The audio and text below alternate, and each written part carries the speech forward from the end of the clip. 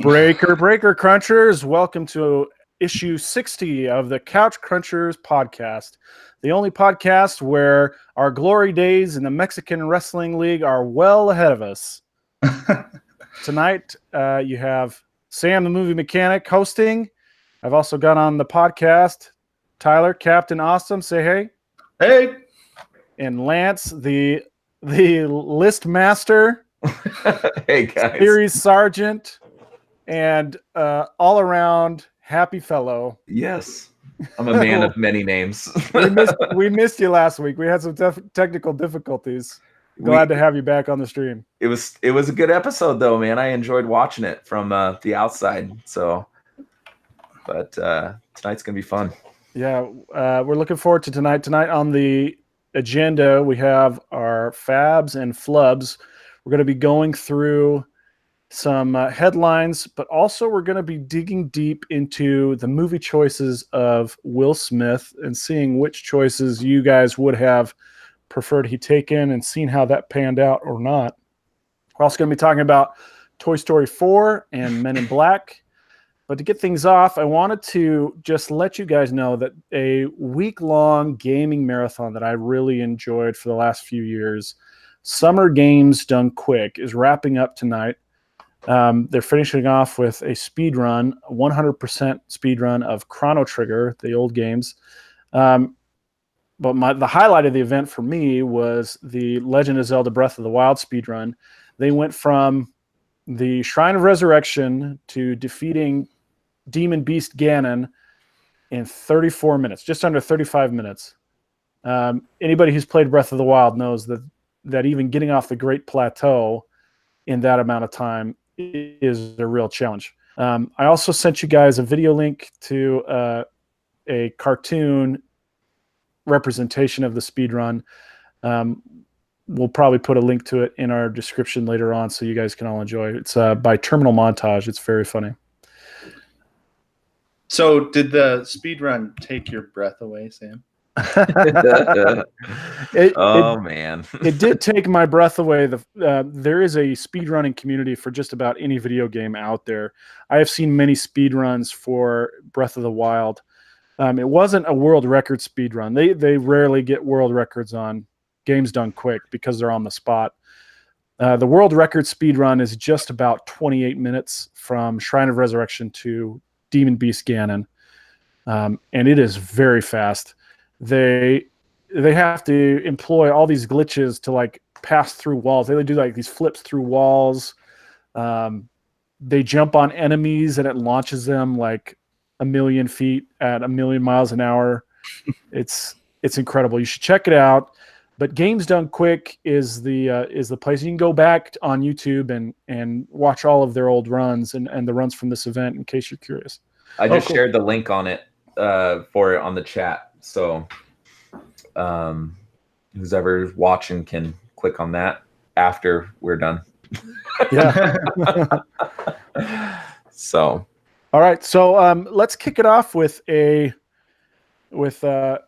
first question, which is Fab or Flub on The Office leaving Netflix. We found out this week that NBC's The Office would be leaving Netflix in 2021 so that it could be hosted on NBC Universal's own streaming service that they are currently developing. What are your thoughts? So for me, this is a flub. And the reason why is because we have all these different shows that used to be all put on like one or two streaming services, right? Like you've got Hulu and you've got Netflix, and those are like the main ones. There's a couple other ones on Amazon Prime, but most people have an Amazon Prime account already just for shipping stuff, you know? So the issue is that all these shows are leaving to their own streaming services from their own network. And the thing that made streaming extra cool is that you didn't have to pay your cable bill for 1,000,000 channels when you only wanted to watch some select shows. Right. And now it's turning out that you're just going to end up having to pay a million different subscriptions because you want to watch one show from each subscription. And it's becoming more and more like that. And so that's why I kind of think it's a flub, is we keep losing these bigger shows that lots of people are going to want to watch over and over. And you're going to have less access to them because they are, individualized to their own networks. So it's a flub for me just because of that. Not because I'm like, oh, I particularly have to watch The Office for the 7th time through, I've watched The Office enough times, but that kind of reasoning is why I say it's a flub. I agree a little bit. So I am okay with the fact if they want to put it on different streaming platforms. There's a caveat to that, though, is I think that Netflix charges too much. It's getting to the point where I'm going to have to choose one or the other. But if they could make it at a price point to where I can have multiple streaming services, then maybe it'd be something that I'd be interested in. The Disney Plus that's coming out, I think, is only like $6 a month compared to Netflix's $17 a month or something like that. They're at now. They just had a rate increase like 4 months ago or something.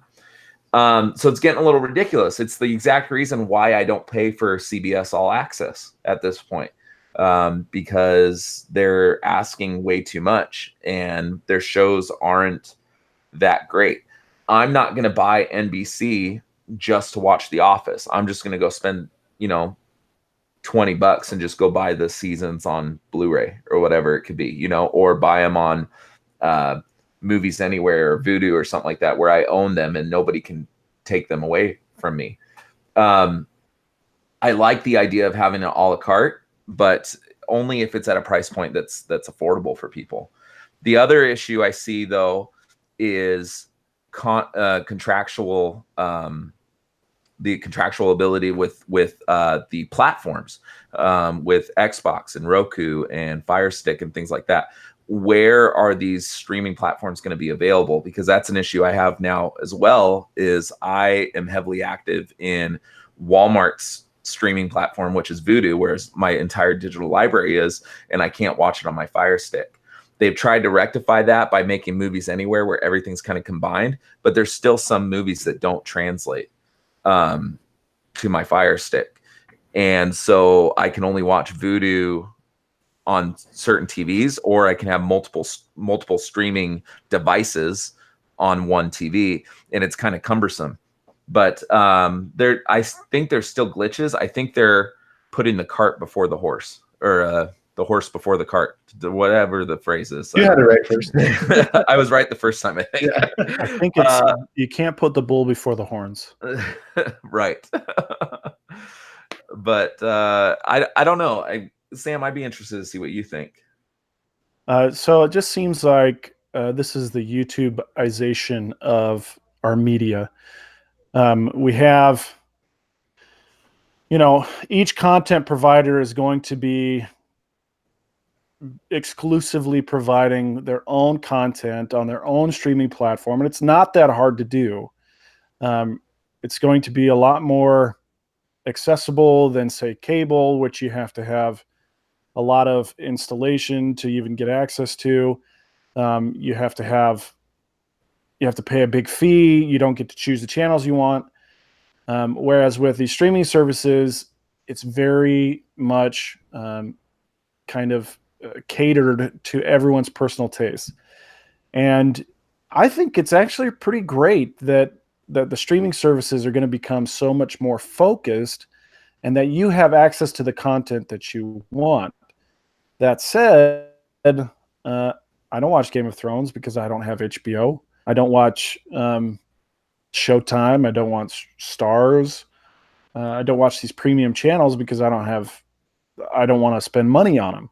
Right. Whereas with Netflix, they do a good job of accumulating a bunch of content and making it available to people at a price that's acceptable who wouldn't otherwise have access to those shows. And as the content is leaving Netflix, people who become attached to those programs are reaching out to these other streaming services.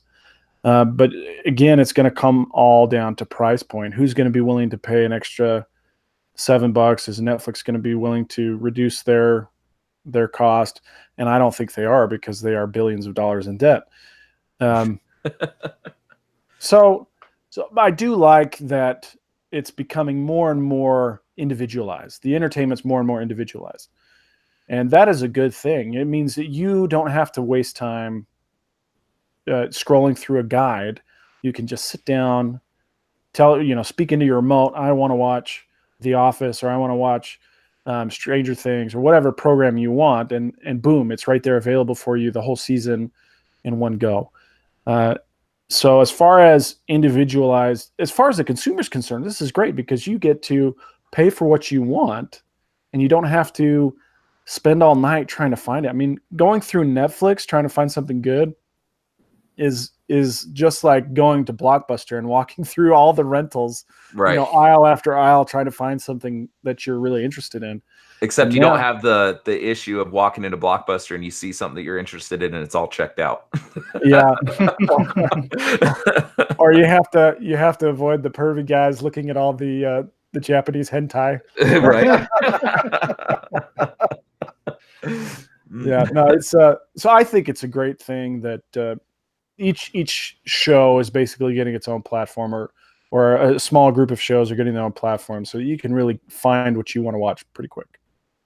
See, and the one thing that NBC is doing that I actually like is they are offering a version of their streaming service that'll be free if you're a subscriber to a cable provider. So like I have Dish Network because I watch a lot of football, and that's not really accessible anywhere unless you're a DirecTV subscriber, which you're going to get all those games anyways. So I have Dish Network, so which means I won't have to pay extra to get the NBC streaming app.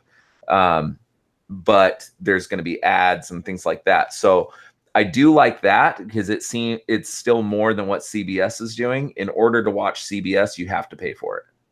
And it's like $12 a month or something ridiculous. And they have 4 good shows. So wait, what are the shows? What are the shows you think are good? On CBS? Oh man, Yeah. You're gonna put me on the spot. I don't remember the last time I watched CBS. It's because you're not 60 years old.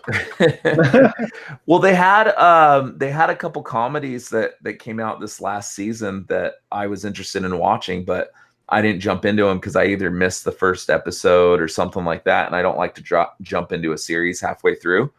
Like there was one called Fam that had the guy from Disjointed. That's a Netflix show that I really like, the security guard, and it had the girl from Vampire Diaries, and I was interested in watching it, but I missed the first 2 episodes. I didn't DVR them.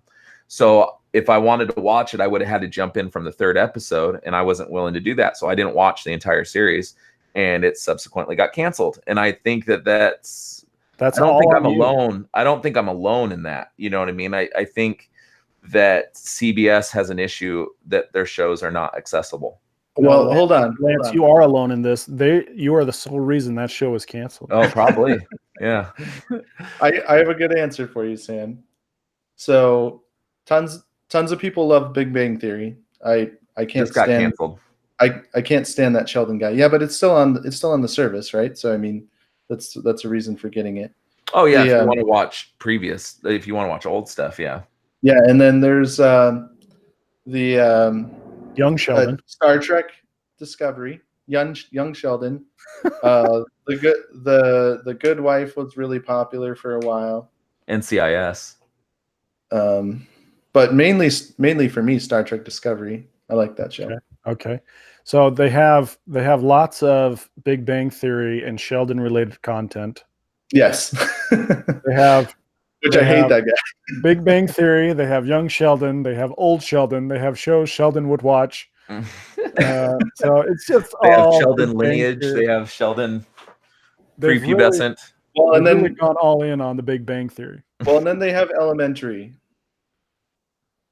which was Sherlock awful. Holmes. Why would you want to watch that? No, but I didn't like it, but like Is lots that of Lucy people did Liu? like it. Is that the Lucy Liu one?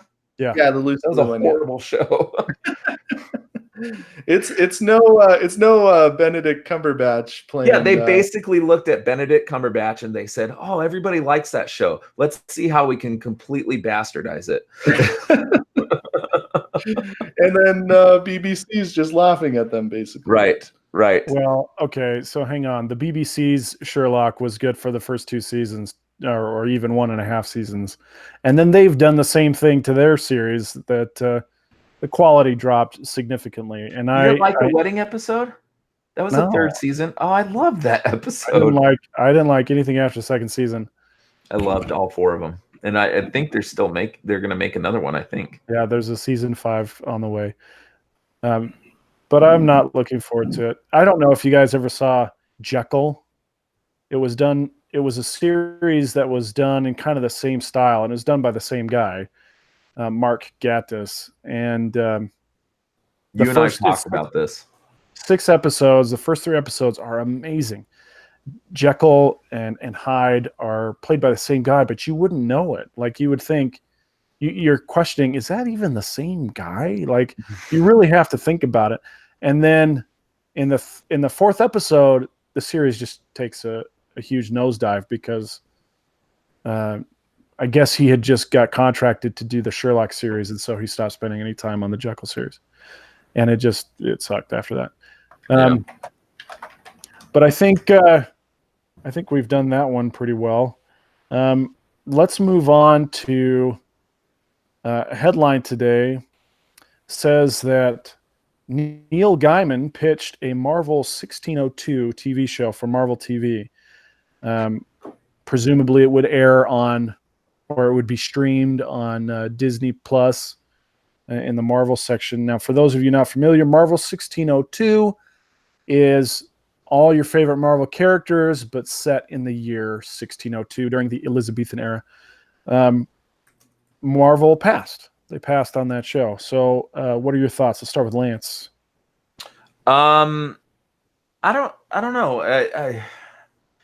I have a very Gotham by Gaslight feel for that, even though obviously it's a different time period, I think, right? Yeah, it's probably about 200 years. But I don't know. I think it would be cool. Like, I like period pieces like that. Like, I really liked Aftershock came out with a Rough Riders comic that was about like Teddy Roosevelt and stuff like that. I like the Agent Carter TV series. I like period pieces that kind of have a different look on timelines. I don't know if the 1600s would be something that I'd be that interested in. You don't want to see the X-Men Pirates of the Caribbean, or Pirates are so, like, I don't know, man. Did anybody else get bored but like past Pirates like 2? Yeah, that's because they weren't X-Men. I mean, wouldn't you want to see Johnny Depp face off against Wolverine instead of Squid Face? It's true. I don't know. I mean, I would have liked maybe to see like the 1800s or something like that. Trains, because of trains, right? You and these damn trains, dude. It's so awesome. It is true, though. I will give you this. Dark Phoenix improved at the train scene. Once I got on the train, I'm telling you. It's the best part of the movie. The rest of it sucked. But the train scene was the most, the best part. But the train in Back to the Future was stupid. Sorry. And you and I will disagree for this till the end of till the end of time. But I don't know. I don't know. Tyler, what do you think? I'm interested to hear what Tyler thinks. Well, I just have a hard time picturing it because I'm like thinking of all the Marvel heroes. I'm like, well, first off, how do you have Iron Man in 1602, right? Like, there's no technology for that. And then you have these like super powerful heroes, like you have Thor, going up against guys with muskets and stuff. Like, there's just nobody that can compete with any of these like super powered people in Marvel. Like, who are the villains going to be? Like, who are we going to bring in? Like, is there someone from space? Like, it seems like the only people you could have is people from space. All right, I'm going to back you up a second, Tyler. Okay. How do you have Iron Man? He puts on a knight's armor and it has all of these little gadgets and servos like built in. You know, maybe they're spring loaded or steam powered or something. But So it'd be like Inspector Gadget. But yeah, but that's not hard to do. That's not hard to do. Thor, It's like go gadget proton blaster. like Thor is a god of Norse mythology. According to the MCU, he's already 1,500 years old, so he lived through 1602. Right. Yeah, but I mean, like, who do you have fight Thor? Like, I mean, who's the villain? You can have wizards like Doctor Strange. You can have other gods. You can have all these other different things. So I don't think that's a big problem. Okay. Well, I mean, I just picture Iron Man being the Asian kid on the Goonies. Like, that's basically Iron Man. That's essentially it. He's gonna have shoes that squirt oil out of them and stuff. Yeah. Like, I mean, I would much rather be into maybe a period piece like in the like Greek mythology and like seeing like Hercules, but also have like Wolverine and that and stuff like that. That might be cool, but I don't know about the 1600s. I mean, Sam does bring up good points, though. I mean, if they did have some like wizards or something like that, or I don't know. It's just what my first look at it. I'm like, those are my thoughts. You know, like who do you bring in? Who do you have be the villains? What heroes are you going to focus on? If you have some heroes like Captain America, he's not like super overpowered. You know, like he could be an interesting character in that. I think it'd be cool to see Doctor Strange in that period. Yeah, I mean, you could do some like the magic stuff like that. Yeah, but it would be interesting to see how they would handle it. But I have a hard time picturing that kind of setting for superheroes. So I don't know. It does say here that Kevin Feige has in the past expressed interest about making a film of it, and maybe that's why they turned down Neil Gaiman is because Kevin Feige might have plans for it as a film. All right, so let's get to the verdict. Do you want to see Marvel 1602?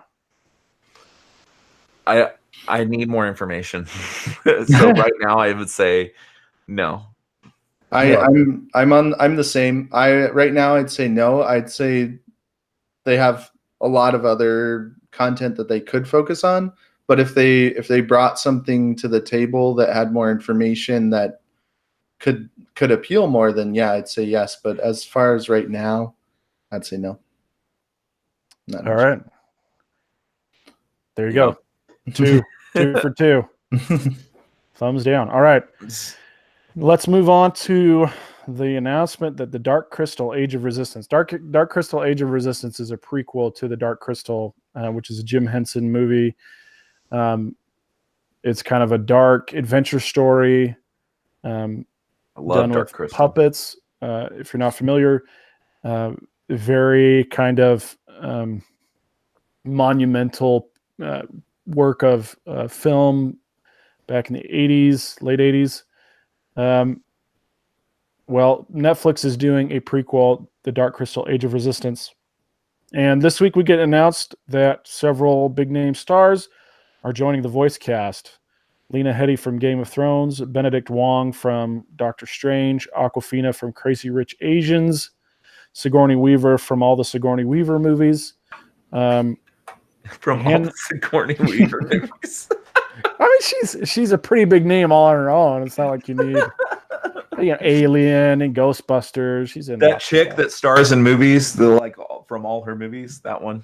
Well, everybody knows who Sigourney Weaver is. It's not like I don't know what her movies are. There, Hannah John Kamen, who is in Ant-Man and the Wasp, and David Gels from the original Dark Crystal. Go ahead. I'm sorry. My question to you is, do you think that these folks are being hired for their voice talents or for their name recognition? I'll go first on this. I think it's definitely name recognition. I was watching a video. I think I shared it on the Couch Crunchers Facebook like a month ago about Robin Williams after taking that genie role in Aladdin, and how like the landscape for animated and just voiceover work in general kind of changed. Before, there were voice actors and there were actors. The actors never really did voice acting. I mean, Snow White wasn't the person that did the voice of Snow White was a no-name person. They never really had these characters with notable names. Since Robin Williams, that has changed. It's all been about marketability. And there's names here that I'm looking at the list now. Helena Bonham Carter, Taron Egerton, Natalie Dormer, Mark Hamill. All these people are going to be in this Dark Crystal. Now, Mark Hamill has a pretty extensive how do you say history Voice with acting resume. Voice acting resume. Thank you. As far as the Joker and all these different things that he's done, he's been doing voice acting probably even more than he's done actual physical acting. But yeah, I think it's definitely trying to market on these names. If you notice these animated movies coming out, it's the only movies that I see that has like the trailer will show the trailer for the cartoon, and then I'll have a screen where it just goes slams name after name after name. It's like 15 names. They're just bam, bam, bam, bam, like the Angry Birds 2 or Secret Life of Pets. They have a screen that has like 15 names on it to get people excited about these names. That didn't happen before Robin Williams. You weren't watching Oliver and Company. And there was one notable name in it, but everybody else, I couldn't tell you who was in it. The Fox and the Hound or Snow White or Little Mermaid, all these other things. Aladdin, the original Aladdin had Robin Williams, but the guy that played Aladdin was Steve from Full House. Like they weren't notable people, you know what I mean? It's changed, and it's definitely trying to capitalize on these people's names. Yeah, for sure. I would say, I don't know if you guys heard of the movie Ugly Dolls that featured all of these music personalities, including Kelly Clarkson and Pitbull. The question is, who is taking their kids to a movie because Pitbull is voicing one of the characters? Yeah, and they don't even try to like hide it. Like the character. So I took we had pre-screening passes to that. And my wife is a big Kelly Clarkson fan. It's the whole reason we went, is because she likes Kelly Clarkson. And we took them, and the character that Pitbull voices looks exactly like Pitbull. They didn't even try to hide it. Like it looks like they drew Pitbull and made him into like a voodoo doll type thing. The movie was horrible. It was a bad movie. Blake Shelton does the voice of like the mayor of Ugly Doll Town. He's a horrible actor to begin with, and then he is a voice actor, and it sound. I don't know how you can sound like you're reading off cue cards, but that's what it sounds like. Like no inflection, like nothing. Like he's literally like reading the menu at like P.F. Chang's or something like that. You know what I mean? Like there's no acting ability whatsoever.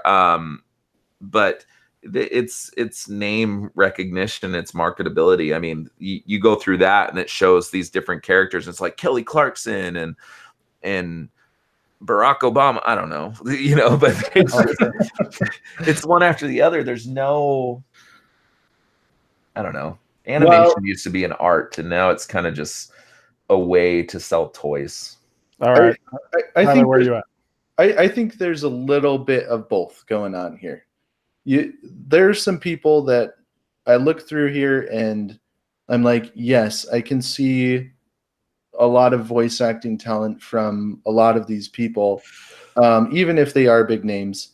But then some of them where it's like, okay, they're probably just there for marketing purposes, But if you look at like for example, Awkwafina from Crazy Rich Asians, right? Like she's not. I didn't know her before, and I don't think she's like super popular, at least in the States. She's pretty popular, dude. She's pretty popular. She's been in a lot more than just Crazy Rich Asians. I knew who she was. Well, so I mean, I don't know. I don't know how mainstream she is, but I wouldn't have been able to tell you her name. She's got a huge personality. She's got a huge personality that would translate really well to voice acting. So I think that when you have people like that, or obviously Mark Hamill, you've got Helena Bonham Carter, like she can definitely, I can see her being very good for a crazy role in Dark Crystal. She's got that crazy personality. So I think there's a little of both. I mean, definitely Taron Egerton. It's like, I don't see him particularly being a voice actor that's better than other voice actors. I think his name's in there, Natalie Dormer is the same thing. So I think there's a little bit of both going on. Well, so Taron Egerton actually did an animated movie called Sing. right. And I kind of view that as his audition for the Elton John biopic. He was the gorilla, right? He was the gorilla, and in the show Sing, he sings an Elton John song. Does he? Yeah, and so Elton John let him sing all of the music for Rocket Man. That's Taron Egerton's voice in Rocket Man. It's not Elton John. At any rate, I would say it's probably more marketing than it is voice acting ability. Now, that leads us to another question, which is, Lance, you mentioned reading the menu at P.F. Chang's, and I just want to know, when you guys go to a restaurant and you ask or you order a salad, and the waitress is going to ask what dressing you want, do you tell them right away, or do you wait until they go through all 10 dressing choices before you tell them you want ranch? I let them go through it. Just because I've been in sales and I know that there's certain things that you have to say because somebody's always listening. And if you don't say those things, you might get reprimanded later. So I let them say it. Would you like to try the wine? No, I wouldn't. But they're going to name 15 different wines that you can try, so yeah, I let them say it. Yeah, okay. Where are you at on that one, Tyler? Do you say ranch before they list them all or after? I let them list them all because sometimes you'll end up with something you didn't know about, and it's like, I might want to try that. Dude, you walked in wanting ranch and you left eating ranch, dude. Like, that's No, dude, I went to Wendy's. You didn't say like honey bacon Dijon and you were like, oh, I want to try that. Okay, that might be good. I went to Wendy's today fully intent on getting ketchup with my chicken nuggets. And I ended up with honey mustard because I listened. Only monsters eat chicken nuggets with ketchup, you monster. Well, you can call me a monster all you want because I do it all the time. Hey, he listened to his Better Angels and he got honey mustard. I got honey mustard, man. So yeah, back off, Lance. But yeah, so I listen to my options. I keep it open, I keep an open mind. Okay. Would you like to try this green paste on your chicken nuggets? No, give me ranch.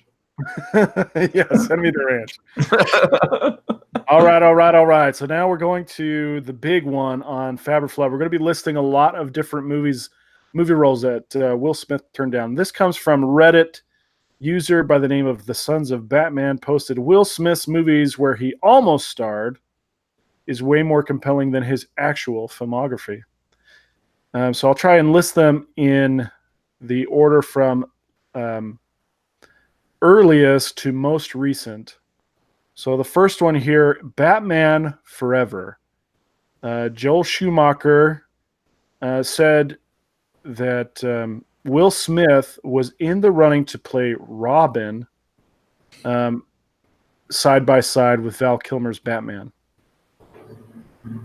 So are we saying like Fab, like he did or did not get the role? Like, how are we doing that? Tell me if you would have wanted to see it. That would have been Fab, or no, yeah. if you wanted to see it, that's a flub. He should have taken the role is a flub. Fab is he made the right choice by dodging the role. Okay, so definitely a fab on that. He made the right choice. Anybody who decided not to be in that movie made the right choice. Well, okay, it's not as bad as George Clooney's. Let's just put that out there. Well, Yeah. let's tell it like it is. Joel Schumacher put nipples on the bat suit in Batman Forever. No, that was George Clooney's. I'm pretty sure Val Kilmer did it first, didn't he? We'll have to go to the tape. Roll the tape? No. I'm pretty certain it was George Clooney, but Val Kilmer's Batman was better than George Clooney's. Batman Forever also gave us, I thought, Jim Carrey as the Riddler. That's the same movie, right? Yes, it is. I thought that was a good casting. Chris O'Donnell, though, poo-poo on that. But I don't think Will Smith and Val Kilmer would have. It says here, imagine Robin looking like he can kick Val Kilmer's Batman's ass. Nobody wants to see that. Batman Forever had the nipples. What? Batman Forever had the nipples. I told you, George Clooney had the nipples. They might did have too both had because the it's the nipples. same director. It was the same director for both movies, but Val Kilmer debuted them. Oh my gosh, my Google history. Val Kilmer Batman nipples is what I just typed in. That's exactly what I typed. That's exactly how I looked for it. I am looking at a picture right now, and there's no nipples on his suit. Sorry, you're wrong. It's that, dude. Let me share my Batman screen. Forever. Why the bat suit had nipples? They are on there. They're on there. Oh, Yeah. Robin had the nipples. I'm looking at a picture right here. Yeah, they both do. At the end of the movie, they both do. So they debut it at the end, so he doesn't have it the entire movie? I think he gets a new suit with nipples on it at the end. Oh man, I don't know why that's necessary. Joel Schumacher. I don't know. Robin That's has crazy. I'm looking at a picture right here with Chris O'Donnell in his Robin suit, which Chris O'Donnell wishes he had a six-pack like that, but and he has nipples and Val Kilmer does not. All right, let's Screen. move on from bat nipples. We can do a whole show on bat nipples. Okay, so A Star They made a whole comic book, and the whole focus was Batman's. I don't want to do all these, but A Star is Born. A Star is Born is a movie that's been remade probably half a dozen times at least. Yeah. But way back in the day, in the early 2000s, Joel Schumacher, again, was circling Will Smith and Jennifer Lopez for the leads. Jennifer Lopez was going to be the seasoned singer, and Will Smith was going to be the upcoming star. What are your thoughts on that portrayal? Sorry, you kind of cut out for a second. What movie is this? A Star is Born, the Bradley Cooper one that just came out with Bradley Cooper and Lady Gaga. It's been remade many times. There was one with Nick Nolte and Barbra Streisand? Barbra Streisand. There was another one. It was called Crazy Heart, but it was essentially the same movie with Big Lebowski. What's that guy's name? It's slipping my mind right at the moment. Oh, Jeff. Jeff Bridges. Jeff Bridges, and I want to say Marissa Tomei, but I don't know if that's true. That seems too. I mean, yeah, I think that's too early for Marissa Tomei. Yeah, but I don't really know anything about the movie. You never seen the new one? No. That's a fantastic movie. Yeah, I didn't see it. You said A Star is Born. The only thing I know that from is like Hercules, right? What? You never saw the Bradley Cooper, Lady Gaga, A Star is Born that like lit up the Oscars and it was Maggie Gyllenhaal. Maggie Gyllenhaal was the up and coming star. So in A Star is Born, you have this old troubled artist who discovers a fresh face. They have chemistry, they fall in love, and then kind of the grizzled old star falls victim to their vices, and they end up dying towards the end of the movie. But they act as the platform for the young star, who then launches their career basically on the ashes of the old star. So they would have Jennifer Lopez as the old star who's burning out, and Will Smith as the new star who's up and coming. Probably wouldn't be a country western twist, It probably would have been more of a hip hop flavor. Yeah, kind of the same idea. Yeah, I don't really have a lot of thoughts on that. Unfortunately, I haven't seen that. Yeah, so the first one came out in 1937. So this is a movie that's been out for decades. Mm. Yeah, the 1937 was about actors, not so much singers or performers. But it was Janet Gaynor and Frederick March.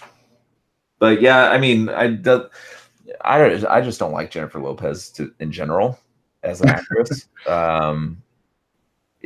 Will Smith, I could see it more as Will Smith being kind of the weathered, maybe a hip hop star, and then he finds somebody, because we all know from Aladdin, like, he's not that great of a singer. I mean, obviously he can sing, but back then nobody knew he could sing, Yeah. So it doesn't really make sense. The reason the newest one was so good, and the reason the one with Barbra Streisand was decent, was because Barbra Streisand and Lady Gaga can actually sing way better than Jennifer Lopez or Will Smith can. I don't think that fits. And plus, Joel Schumacher was attached, so it would have sucked anyway. Yeah, he would put nipples on all of their shirts. Right. All right, this one is really interesting to me. Inception. Inception was the movie that kind of really turned me on to movie reviewing and movie and storytelling as the skill that I was going to pursue for the rest of my life. So Inception, Will Smith was considered to play Cobb, the main character, who is played by Leonardo DiCaprio. So what do you think with Will Smith as Cobb for Inception? I think he could have done fantastic as Cobb. I think that Leonardo DiCaprio did a really great job as well. But I can see Will Smith playing that role. I think that would have been really cool, actually. So Sam and I both saw Gemini Man, right? And Gemini Man is kind of a Will Smith foray into sci-fi. We're not supposed to talk about that yet. Just don't break the confidentiality. So, I don't remember signing anything. No, I'm just kidding. Based on that movie and based on After Earth and a lot of other sci-fi movies I've seen Will Smith in, I'm not a fan of him being in Inception. Now, it does say that Will Smith was also considered with Brad Pitt to play Cobb, and I think Brad Pitt would have been a better fit in that role. But ultimately, Leonardo DiCaprio, I mean, nailed it. And I can't imagine anybody stepping into that better than what Leonardo DiCaprio did. But DiCaprio is just, his acting ability. I mean, we've all seen The Revenant, correct? His acting ability is far surpasses both Will Smith and Brad Pitt. So I'm glad that he did not get that role. All right. Let's go to another one that I thought was interesting was The Accountant. This was a Ben Affleck role where he plays kind of an OCD individual who is also a very dangerous person. It says Mel Gibson was attached to direct with a huge interest in Will Smith as the starring role. It's an interesting role for Smith, considering the subject matter of the script, and there's no doubt it would be any less excellent if Mel Gibson directed him. Okay, so what are your thoughts? Did you even see The Accountant? It wasn't. I did. Yeah, I thought loved it was. I didn't see it in theaters. I saw it much later, but I thought it was a very interesting concept that you really don't know anybody, right? You really Right. don't know people at all. Well, and he's borderline autistic in that movie, like Asperger's. Right. And I for one am a big Ben Affleck fan. I think ever since what's the first one he did? Not Argo. What's The Town? Ever since he did The Town, I've gained this kind of respect for Ben Affleck. He's come a long way since Paycheck. I thought you were going to say Geely. Ever since Geely, you've had a huge respect for Ben Affleck. It's true, man. Was J-Lo in that one? That was J-Lo, wasn't it? Yeah. Ben Affleck and J-Lo, they were dating at the time. Right. But Ben Affleck, I mean, he lived that role, and he's not the only one that was great in that role. Was Anna Kendrick in that movie? Yeah, she was the young, accountant for the company that he was auditing. Yeah, and she didn't know what was going on, right? Right. And then Jay Barenthal was in that movie as well. Jay Baron, did I say that name? That's his name, right? I don't know who you're talking about. Punisher. I don't know his name. John Bernthal. John Bernthal. Thank you. He was in that movie as well. But Ben Affleck was fantastic. I don't know. Maybe I'm just not a big Will Smith fan. I don't know what it is. But these movies that you're naming off, I'm like, no, the people that they got in it were much better. Well, here's the interesting part for me. So, I loved Mel Gibson in Lethal Weapon. Right. And I haven't seen The Accountant, but from what I understand about the movie, he's supposed to be a very volatile character that, where Mel Gibson's experience from that role could play a part in directing, that type of character. No, he's not volatile. He's not volatile at all. He's very like calculated. He's very calculated. He's like OCD. Asperger's was probably the closest thing, where they're very concerned about routine and making sure that every detail is perfect. Well, in that case, and I think with Will Smith in the role, you have a very different tone to the whole film. Oh yeah, for sure. Yeah.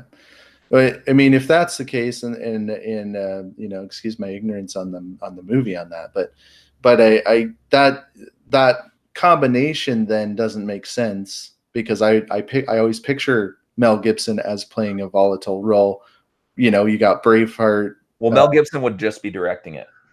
Right. He'd be directing it, but he's the one kind of, your director has a lot of say in how things turn out. Yeah, but if you think about the movies that Mel Gibson has directed, he did Passion of the Christ. He's a well-accomplished director, even more so than he is a actor, I would say. He's won awards for some of the movies that he's directed, and they're nothing like the kind of characters that he played. And then you go watch, there's this movie that Jodie Foster directed called The Beaver, that Mel Gibson stars in, where he plays kind of a guy that's losing his mind and talks through a beaver puppet. And it's fantastic. It's probably one of Mel Gibson's best performances I've ever seen. And it's much less of that.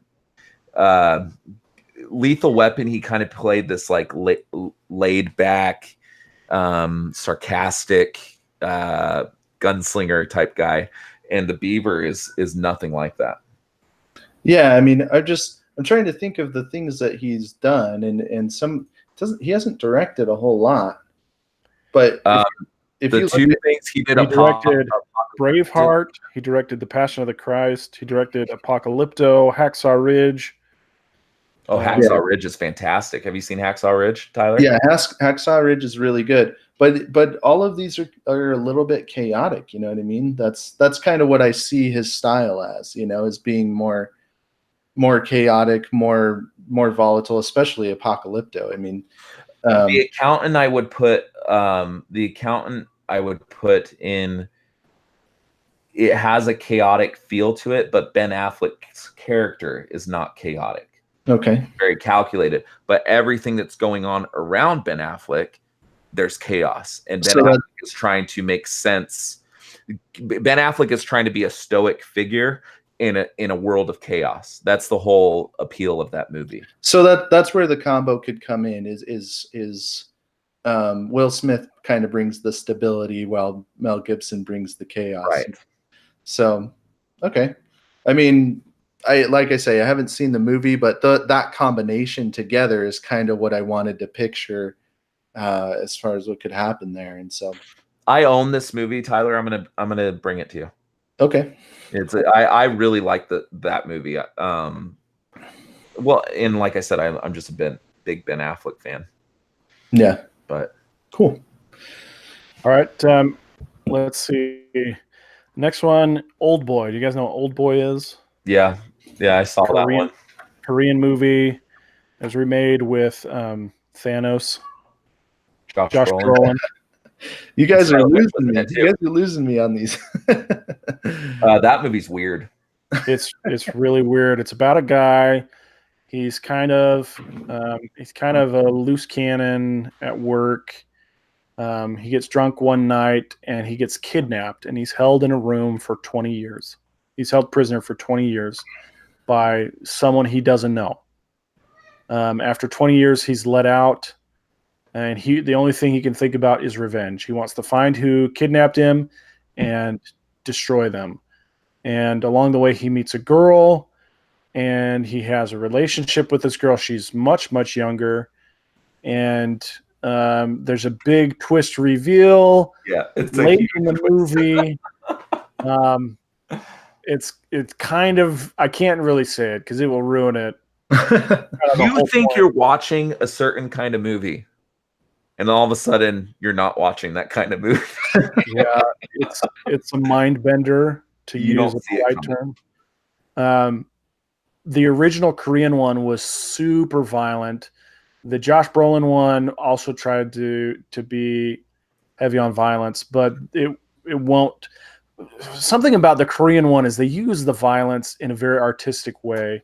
They have this one scene where the main character uses a hammer to fight off 24 guys, and it's like one continuous shot, and he just bashes all these dudes with a hammer.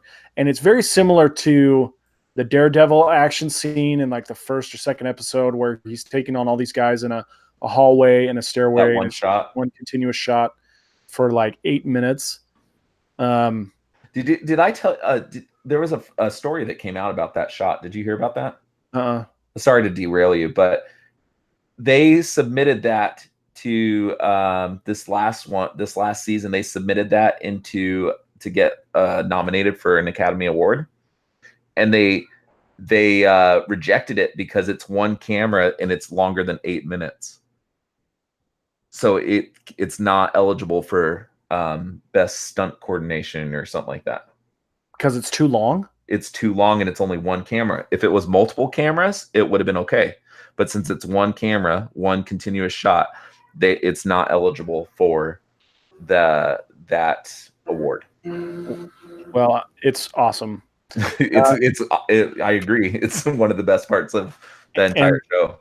And the Old Boy hammer scene is equally brutal and beautiful at the same time. It's definitely worth watching. Anyway, they had Will Smith in the role of the kidnappee, and I could actually see that being a much more interesting movie than, say, After Earth. Yeah, I agree. I think Will Smith could have done that one okay. All right, so yeah, that one sounds really interesting. You guys keep losing me on these because I'm like, I have not seen that. Well, let's talk about one that Tyler really knows, because I see it. All right, we'll do the last one. The last one is the one I was saving because I think it's the most interesting one. This is one it's no secret. We've heard about this one many times, but The Matrix, rather than have Keanu Reeves playing Neo, they had Will Smith originally tied to the role. He turned it down because he didn't understand what the concept was in the pitch meeting. Okay, well then he definitely shouldn't play it. I mean, I don't know what you don't get about it, but yeah, I mean, if you're not getting it, then definitely head out. I mean, Keanu Reeves was a fantastic choice anyway, in my opinion. Well, and then plus that was kind of the springboard for Keanu Reeves' kind of resurgence, if you would, because before that he was kind of seen as like this bonehead, Bill and Ted guy, and Neo kind of gave him the ability to kind of flex a different muscle, if you will. But here I'm reading too, Val Kilmer was, if Will Smith would have been cast as Neo, Val Kilmer was scheduled to be cast as Morpheus. So you're saying The Matrix brought about the first Keanu Sans? I think so, yeah. And then John Wick did it again. Yeah, the second. After Matrix, he went on to, what's that movie with Sandra Bullock, The Lake House? Lake House. Yeah, he did a lot of crap in between. And then John Wick came around again, and now he's, I think I read something the other day, Keanu Reeves is the internet's boyfriend currently. Pretty much. Pretty much. I mean, did you see the post I put up on Facebook the other day? Somebody remade all of the Disney princes as Keanu Reeves. It was ridiculous. I don't think that would have worked. I just don't like Will Smith in those sci-fi roles. I don't think it makes sense that he didn't understand it, because if it doesn't have to do with Scientology, I don't think he'll get it. Sorry. I mean, that's the whole point of After Earth is it has this underlying Scientologist message, and that's why he did it. I don't. If Val Kilmer is Morpheus, it doesn't make sense. So I just don't see. It was, and I'm not a huge Matrix fan, but what I will say is that the roles, the actors that were cast in those roles, Agent Smith and Neo and Morpheus, they were perfectly casted. Yeah, for sure. I mean, yeah, Will Smith, I just don't, man, I can't see him even really playing like, I know he's had action roles, but I don't see him like doing kung fu, like I don't know. I just have a hard time picturing that. And I love what happened with Keanu Reeves. He's used his martial arts in so many other things. If you've ever seen Man of Tai Chi, he was really cool in that.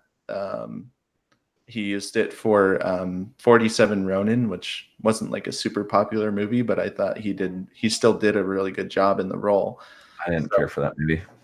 Yeah, I mean, the movie overall wasn't great, but like his scenes in it were pretty cool. Max, I love 47 Ronin.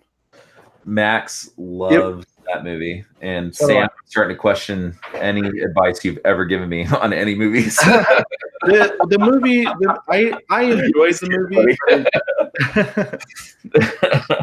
I enjoyed 47 Ronin, but it just wasn't like spectacular. Like I wasn't like blown away by it, So it wasn't terrible. What it wasn't. Let me ask you guys: did you enjoy Jet Li's Hero? Haven't seen that. I watched it, but not really. Was that movie in a foreign language, the entire movie, or was that? Yeah, it was. Yeah, I didn't care for that one. What about Crouching Tiger, Hidden Dragon? I didn't like that one either. I did like Crouching Tiger, Hidden Dragon. Yeah. Okay, so Lance, I think it's just a matter of taste. You don't enjoy that type of movie. I do. I do enjoy those types of movies. So I accept your apology in the form of writing. A written letter would be fine. No, I mean, I definitely like those kinds of movies. I also, definitely grew up watching Bruce Lee too, and so I did like Bruce Lee movies. Like I like Dragon and stuff like that, but Enter the Dragon. Yeah. But Jet Li, I liked more of his, the Americanized stuff that he did. Like I really liked Unleashed. I don't think a lot of people like that movie. But the one where he was like a dog. You know which one movie I'm talking about? No. But, no. So Jet Li, they find him as a child, and he's basically caged up his entire life, and he's basically used as this animalistic, goes in and tears people apart for this mafia that goes and tries to collect money from people. And not a lot of people liked it, but I liked it. I think the only Jet Li movie I've seen is The One. Yeah. The One was good with Jason Statham. Yeah, it was Jason. I saw it so long ago. I honestly didn't really. Right, that's it the was one with that the great. time travel or time travel. No, he goes to different dimensions. Like multiple Dimensions, yeah. verses, multiverse. Yeah, Jason Statham is hunting him. When He you kills different versions of himself. yeah, you become more powerful when different versions of yourself. That's right, because he would be the only one across all the dimensions. Jason Statham is the guy that's hunting him. It's the I thought he was hunting himself. Isn't he hunting himself? So Jason Statham is hunting Jet Li to stop him from killing other versions of Jet Li. It's been a long time since I saw that movie. Anyway, I was just trying to say that the reason you didn't like 47 Ronin is because you have poor taste in movies. Well, I don't like Batman versus Superman, so that's a plus in that column. All right, let's move on. Okay, I think all of us saw Toy Story in the last couple weeks. Toy Story 4. Tyler last night, right? Tyler, you've got the freshest take, the hottest take. Let's get some hot takes from Tyler on Toy Story 4. Toy Story 4 was really good. I really enjoyed it. It's been a really long time since I've seen the other ones, so it's hard for me to compare. Are we spoiling? Yeah, are we spoiling? You can. Here's what I would like you to do. I would like you to rank the 4 Toy Story movies based on your impressions, and not having seen them recently. The other 3 recently. I would say 1, the first one. So we're ranking them from best to worst, right? Is that what we're doing? Yeah. So I'd go 1, 4, 3, 2. Okay. Is it my turn? Yeah. 3 is my favorite. I like 3 and 4 the best because I think they're the most adult. And then 1 and 2, I think. I don't know. I don't remember 2 that well. What happened in 2? Buzz Lightyear. Prospector is a prospector. Right? Yeah, that's where Kelsey Grammer. Woody is getting boxed up and sent off to Japan to be a museum piece. Yeah, 2's my least favorite. Yeah. But 3, just because 3, you start to forget that these are toys. There's a lot more human nature in that's introduced in the third one. Yeah, I would say 4 is my favorite. 4 having seen it most of them recently. 4 is my favorite. Then 1, then 3, then 2. The reason I have a hard time with number 2 or with number 3 is because of the scene in the furnace is so intense. That's what I love about it. Yeah, but it's almost too powerful for kids to really grip. Yeah, I don't care what kids. And these are kids movies, right? What? These are ultimately kids movies, so I think I agree. Yeah, I see where you're coming from. Now it is true that they have a larger meaning, and I think number 4 had so much depth to it. You have this spork thing that is kind of suicidal and maybe handicapped in some fashion, and it's up to Woody to take care of it, and he finds purpose in keeping this suicidal toy alive. And in this point, I mean, he's lost purpose. Like he regains purpose, right? Because Bonnie's not really interested in him. Bonnie's not interested in him. She's made Jesse the new sheriff. Woody is literally collecting dust. But he finds new purpose, and I won't spoil the ending, but It is a very satisfying ending. It was almost the exact opposite ending of what they did in 3. And yet it was just as satisfying, if not more satisfying. I thought it was more satisfying than 3. It was satisfying to the extent of I don't know how they would continue. I mean, is this being marketed as the end of the franchise? But that's just it. It could be, and it would be a satisfying ending, but it doesn't have to be. And for me, Toy Story 4 showed me, like, it opened my eyes that this is not a story about toys. It's an allegory for modern life. And that as you go through your life, there are all of these different stages, and you can find satisfaction in holding to and being loyal to your goal. Right. And then you can also find satisfaction in finding a new goal and repurposing your life to serve a different purpose. And it surprised me that it hit me with such depth.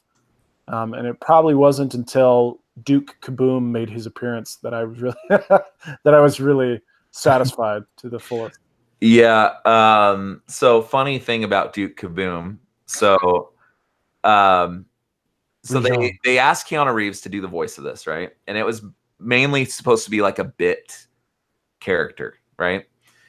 And Keanu Reeves starts asking these questions to the directors and the writers. He's like, well, why is he this way? And like starts getting down to like the core of essentially what is Canadian's version of Evel Knievel, right? Yeah. And there's supposed to be a very simple thing. A guy that is Evel Knievel, but is not as good as Evel Knievel, and he's from Canada. There's this very simple thing. But it gives him an entire backstory because Keanu Reeves is like, no, if I'm going to do this, this guy needs to have dimension, and the producers were kind of taken aback, and they had to reintroduce this character 4 or 5 different times to Keanu Reeves before he said, okay, I get it. Let's do it. Rijan, it's just a commercial. He was just, yeah, right? Right. It was fantastic. And I don't know what it is about Keanu Reeves, man, but I don't think there's anything. I don't know. That dude's awesome. He's breathtaking. Did you guys watch Always Be My Maybe on Netflix? Yeah, I got about halfway into it. I didn't get to the part where Keanu makes his appearance. It's the best part of the movie. Yeah. And there's a song in the movie about the main character singing a song about punching Keanu Reeves in the face. And it's hysterical. It's on Apple Music, but Keanu, I don't know, Duke Kaboom, like I could see a spin-off movie made about Duke. Yeah. But Toy Story 4 and 3 are close because I think to me, as far as ranking, because I think they're the just the adult undertones of it and the human nature that's introduced in these 2 movies is you think you're watching a movie about real people and real emotion and things like that. And in the first 2 movies, it was more about just toys, and their relationship with their child and things like that. It's like every other pet movie that we've seen, or it just happened to be about toys, but the last 2 movies that have come out have been spectacular. All right, so let's summarize. Would you see Toy Story 4 again in theaters? Yes.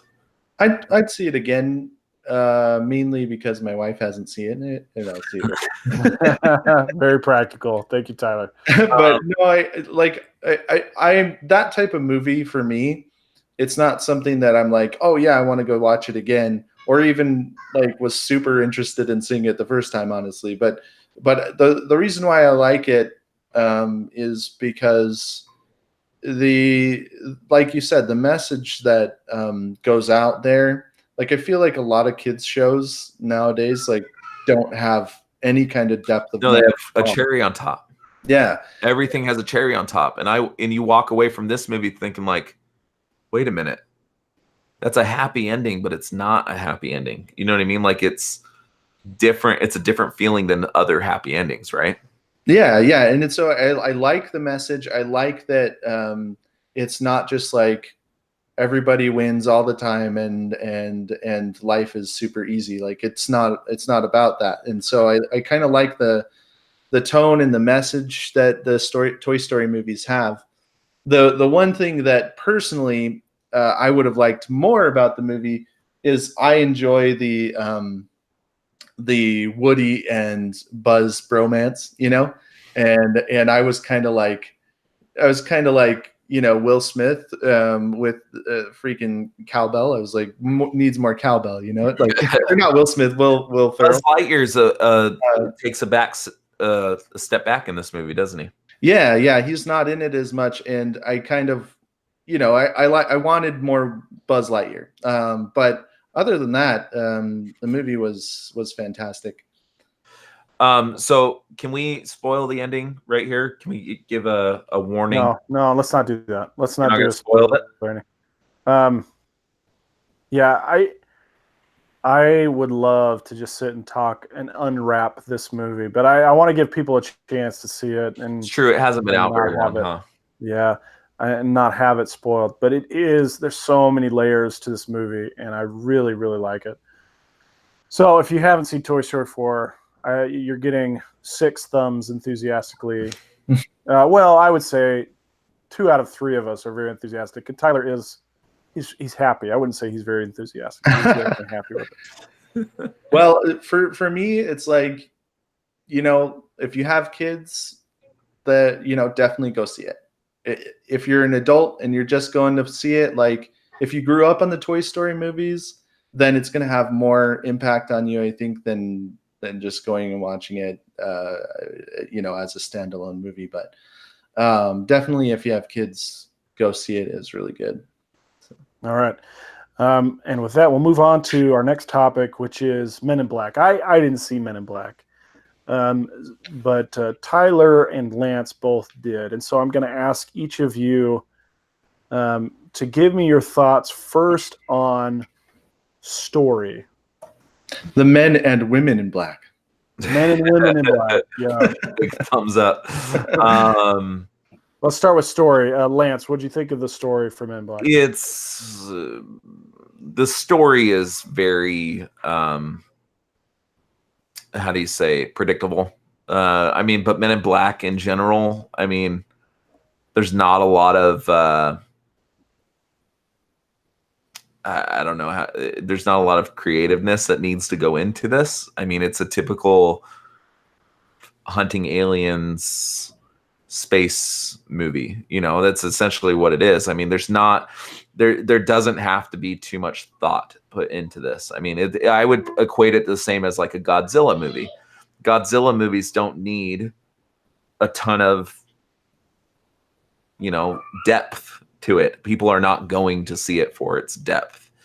So on story front, it is what it is. I wouldn't put it above the first 3, and I wouldn't put it below the first 3. Okay, Tyler, what are your thoughts? My thoughts on it are that it was just okay.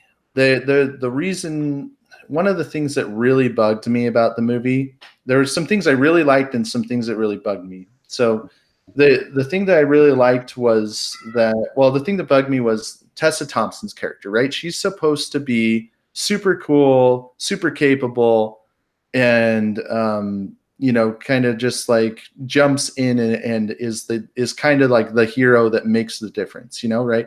So, and that's great. Like she not that she did a bad job, but they went over the top with the idea, and they kind of made it so that Chris Hemsworth his character, he's supposed to be the best in like Men in Black history, but he's like an idiot. Like he doesn't know anything about any aliens or any star systems or anything, where like in the first Men in Black movie, Tommy Lee Jones, he's not the one who solves everything. Like Will Smith he finds out about Orion's belt, and he finds out about where the bug spaceship is, and he kind of has the key elements, but still he's learning from Tommy Lee Jones' experience at the same time.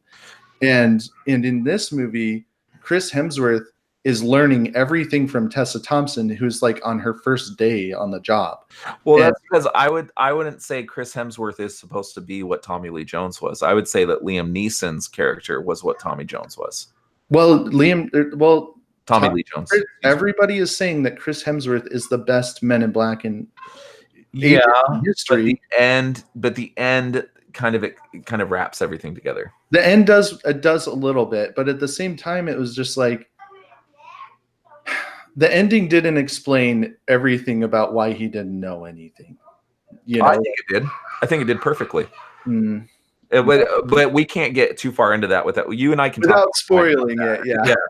But I don't think that it did. I think that he was very inept to the point where he shouldn't have been that inept. And I felt like it went overboard with making Tessa Thompson's character awesome because they were toning down how cool Chris Hemsworth's character was supposed to be. So that bugged me a lot, but also it was just kind of the plot was, like you said, is very predictable. But the one thing that was awesome was Pawnee. Pawnee was hilarious, and I'm going to talk more about Nanjiani, Kumail Nanjiani. Yeah, he's a really funny actor. We're going to talk a little bit more about him in Stuber, but yeah, his character was hilarious. Definitely the highlight of the show. He's the little guy in the trailer that pledges his service to Tessa Thompson's character, and he is just kind of every time he opens his mouth, like the whole crowd was laughing. Oh, he's the token character. Yeah, like he doesn't really serve any story-driven purpose. He's just the character that he's the dog in the first three and those four worm. Frank. Yeah, Frank and the four worm guys. That's what Pawnee's character is. He's more in the movie. But Kumail Nanjiani, I followed him since he's in the show called Silicon Valley. He's absolutely hysterical in. He did this movie. He wrote and directed The Big Sick. I think he wrote and directed it, which is a fantastic movie. This guy hasn't done anything that's been crappy. I mean, as far as the role that he's playing, Men in Black International could probably be better. But his role is really the highlight of the movie. Yeah, okay. For sure. So let's move on to casting. Before I turn it over to you guys, I don't know if you knew this, but the Tessa Thompson character was originally supposed to be played by Will Smith. You know, I could see him playing that role. He would make it look really good. So right. Obviously, I'm just joking around. So with casting, what I want to hear about were there any standout performances? Sounds like Kumail Nanjiani was really scoring big points there. But did anybody else? And you can elaborate more on Kumail Nanjiani as well. But what were the performances that really caught your eye? His and Chris Hemsworth probably I think were the most enjoyable because Chris Hemsworth has his moments of humor. My issue with Tessa Thompson, however, is this movie kind of strives itself to have like this feminist undertone, but at the end, it's Chris Hemsworth that kind of, I don't know. Tessa Thompson does play a role in saving the day, but throughout the whole movie, it kind of seems like everything's leaning on Chris Hemsworth. So it kind of overshadows the feminist thing that they were trying to do. But as far as humor and the biggest laughs that I had, because that's ultimately why I go see Men in Black is because they're funny, is Chris Hemsworth and Kumail Nanjiani. Emma Thompson is in it for maybe 15 minutes at most. Liam Neeson, I mean, he's not in it that often. They do have so I don't remember his name, but he's kind of Chris Hemsworth's rival and he played a role in Shaun of the Dead, where he's the young electronics store employee that makes fun of Simon Pegg all the time. Yeah, Rafe Spall is his name. Thank you. I liked him. I thought he was fantastic. And I'm watching the movie. I'm like, I know that guy. And it's because I saw him in a movie that's, 15 years old at this point, more. But I liked him. I thought he was really good. He plays a really good kind of opponent to Chris Hemsworth, I think. Yeah, like a rival agent. Yeah. Yeah. Yeah, he was very unlikable, and he did a very good job of being unlikable. Yeah, I think he should be maybe looked at for other roles. I mean, as far as what I've seen him in, it looks like he was in The Big Short and Life of Pi, but I don't remember him really. But he's been in all the Cornetto trilogy movies, but he doesn't really have a huge acting resume, I would say. Yeah. And then Rebecca Ferguson was good in it. I liked her. I didn't really like her. Okay. Well, sorry. I liked her. Sorry. All right, Lance. It's Tyler's I should have turn. given you a moment to. It's Tyler's turn, Lance. I'm so Just sorry. shot down. Raise your hand if you want to. I'm gonna have to cut your mic. myself. I'm so sorry. No, it's fine, dude. No, it's I liked her character. I mean, maybe I'm a little biased because I like Rebecca Ferguson, but yeah, I enjoyed her character in it. But yeah, Tessa Thompson, I'm just not super huge fan of her. I mean, I think she's fine. I don't think she's like super great, and she's really cocky. I feel like all of her roles that I've seen her in, well, I mean, I guess I'm just really basing it off of 2 roles, but Which would be Valkyrie and Men in Black. But she just plays a really cocky character that it bugs me a little bit. But I mean, that's not entirely her fault. That's also the script. But she's done movies like Creed that I really liked her in. She was also in Westworld. I am a Tessa Thompson fan, which is why I'm so perplexed as why I don't really like her in this movie. I like her in other movies, but I agree with you, Tyler. I think I don't know. She was just kind of like okay, like she could have been replaced by a lot of people, I think, and it would have been fine. But you find yourself throughout the movie being like, oh, I kind of wish Will Smith was in this. yeah. I mean, like, they show there's one part where they show a picture of him in the Men in Black HQ. Yeah. And you're just like, oh man, yeah, let's watch some more of that. Yeah, not a single cameo, nothing. And it's and it's not like they didn't have the budget for it. I mean, they had a lot of big name actors, so. But it was I mean, it was just fine. Like if you don't see this movie in theaters, I don't think you're losing a ton. It's something where you could just wait for it to come out on video, I think. Right. So I agree. All right. Cool. Okay. So let's talk about so is this one that you're going to give a it's okay to see in theaters? You wish you hadn't paid to see it in theaters? Well, I didn't. I saw it in pre-screening. Okay, fine.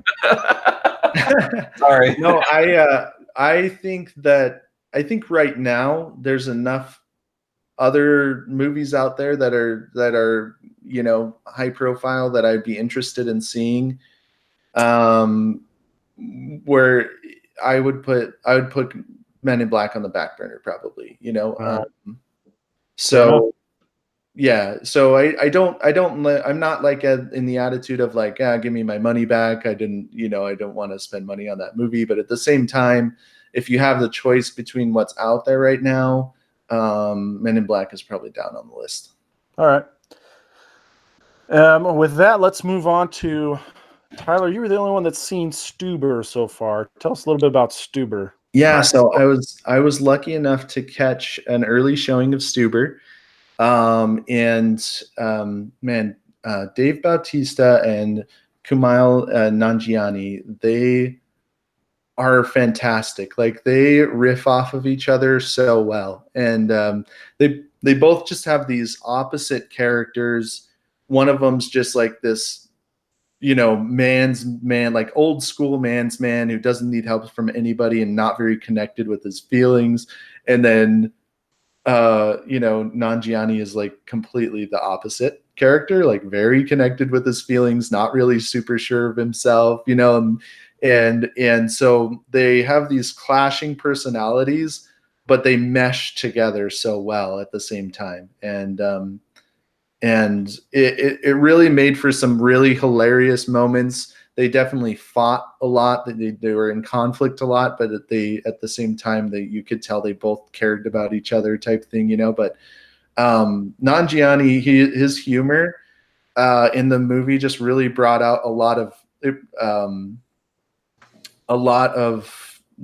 what happened in the movie that was funny. Like everything was like him kind of instigating these really hilarious moments. And he had there was a lot of 80s references in it. You'll see references to like random stuff, Never Ending Story, stuff like that. So they brought out a lot of like 80s nostalgia and the humor. And it was really fun to watch. There were a lot of really cool supporting characters. I didn't realize that Karen Gillan is actually in the movie. Really? Yeah, she's in it, and she's with Dave Bautista, and you're like, neither of them have all this blue makeup on, like. So is Jennifer Lawrence in this movie too? What's that? Is Jennifer Lawrence in this movie too? No, no, but no. So yeah, Jennifer. So Karen Gillan's in it. There's some other characters that just kind of make you laugh right when they come on screen. They haven't even done anything yet, but just the characters that they play. So like there's the son-in-law from Reba. He's been on a bunch of other. Man? Yeah. He's in it. He plays a really funny character. One of the characters from Parks and Rec is in it. Tom's girlfriend at the end of the Parks and Rec, she's in it. So there's a lot of supporting characters that come in, and honestly, they just kind of make you laugh that they're just there, like in the situations that they're in. So yeah, it was really great. I highly recommend going and checking it out. It also had some really cool action scenes in it. So it kind of had a good mixture of humor and action. And the whole premise of the movie is really brilliant, in my opinion. You got this older detective, and he's like almost blind. Lance, because he had eye surgery, and so he's like almost blind, and he's trying to and so he's trying to and I'm not giving anything away because there's a trailer about this, but but he is calling an Uber because he can't drive.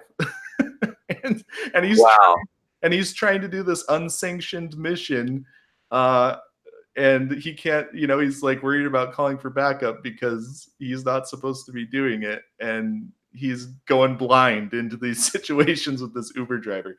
And so correct me if I'm wrong, because when I saw the trailer, it kind of seems like they watched Deadpool, Dopinder and Deadpool, and we're like, that would make a good movie.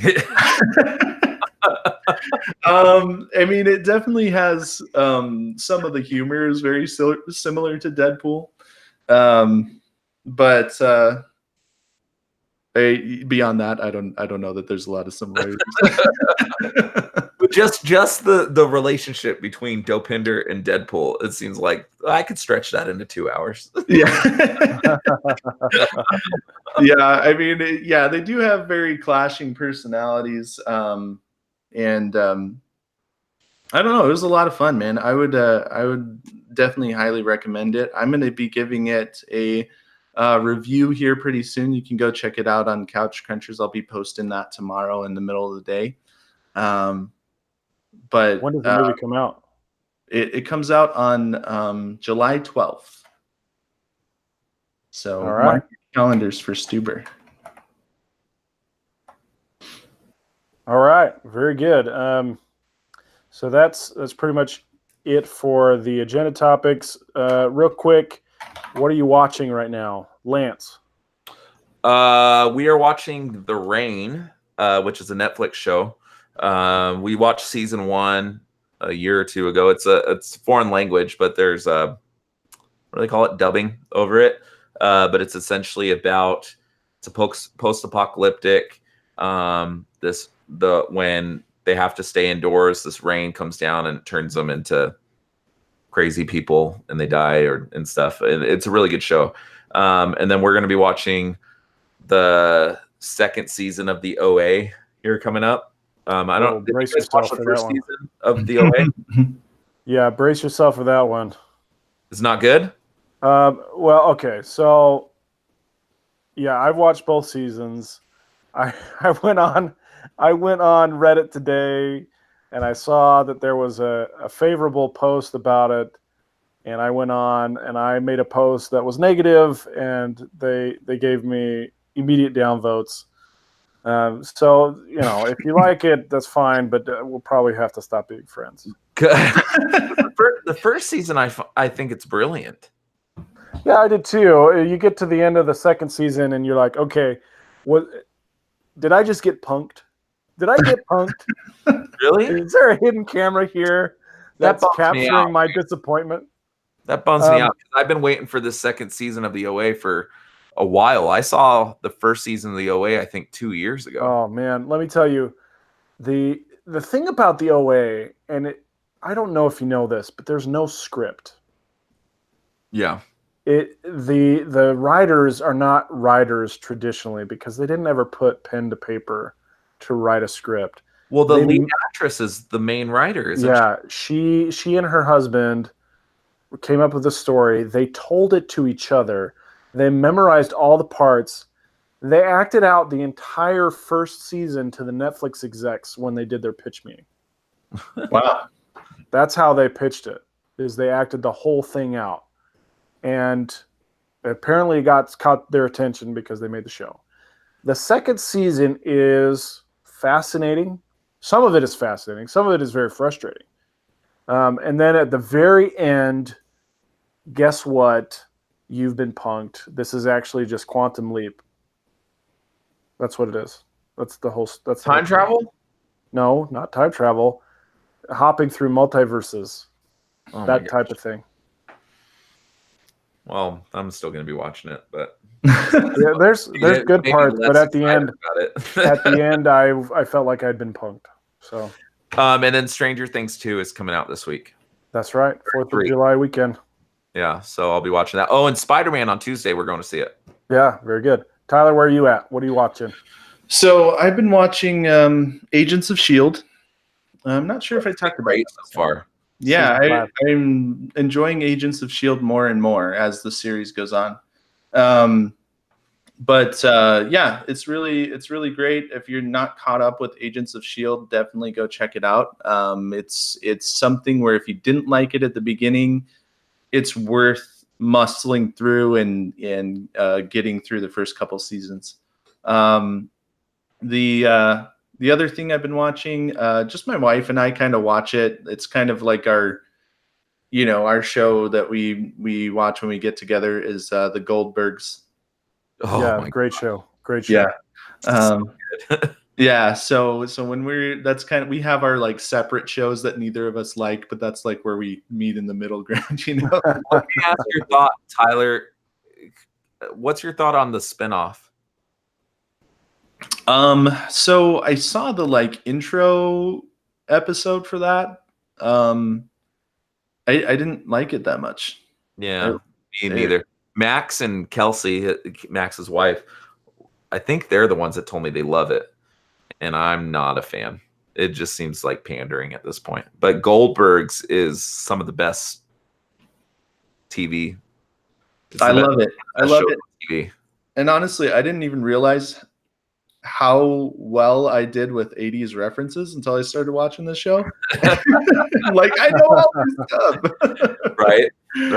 Serious 80s nostalgia there. But yeah, it's so funny. And it's really funny too, because you really get into it. And at least for my wife and I, we're like, how much of this is true? And it is crazy how much of that show is super accurate.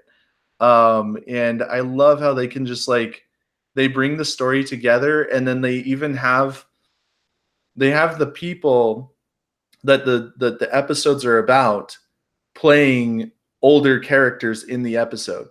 So like, for example, there's an episode of Beverly Goldberg, she's the mom, and her posse, her friend group yeah, well, no, it's like, what's it called?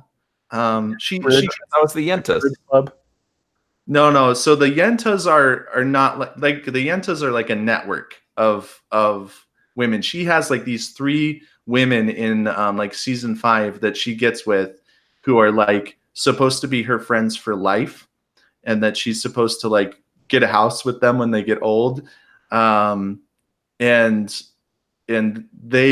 those 4 women are in a booth at a restaurant next to the 4 women who are the actresses in the show, and they're just like, I hope I'm not like that when I get old. You know what I mean?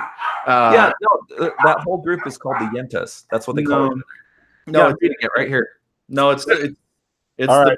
All right. We'll take it to the tape. Funny story about those 3 women, right? One of them is Flo from the Progressive commercials.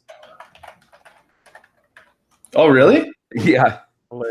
Their group is called the Yentas, Tyler. No, it's not. It's called they have a little chant. It's just like the JTP, but it's like Beverly's something group or something. I'd have to find it, but no, the Yentas are something that's all the way from season 1. In like season 5, she gets a group of like 3 other women, and it's named something different. I'll have to find it. All right. But anyway, that's what I'm watching right now. Mostly the Goldbergs and Agents of S.H.I.E.L.D., but it's tough. I have a tough time when I can't binge watch stuff. Agents of S.H.I.E.L.D. comes out every week. Yeah, I have a bunch of Agents of S.H.I.E.L.D. episodes in my queue, getting ready to binge watch those when I'm done studying for the California bar. The Goldberg Girls. That's what they're called. The Goldberg Girls. The Goldberg Girls. There you go, Lance. Eat that. Yeah, they're also called the Yentas. I'm reading it right here. No, it's a different group. It's a network of women. All right. The Yentas. All right, we'll have to settle this in Smash. I get to play Jigglypuff. And with that, we're going to wrap up tonight. I just want to ask everybody who's watching, make sure that you follow us or subscribe on YouTube, follow us on Facebook, Twitter, Instagram. Check out our website, couchcrunchers.com. You can see all of Tyler's Stuber review tomorrow afternoon, where he gives you the gritty details of his love affair with Kumail Nanjiani. With that, we are signing off tonight. Thank you, ladies and gentlemen.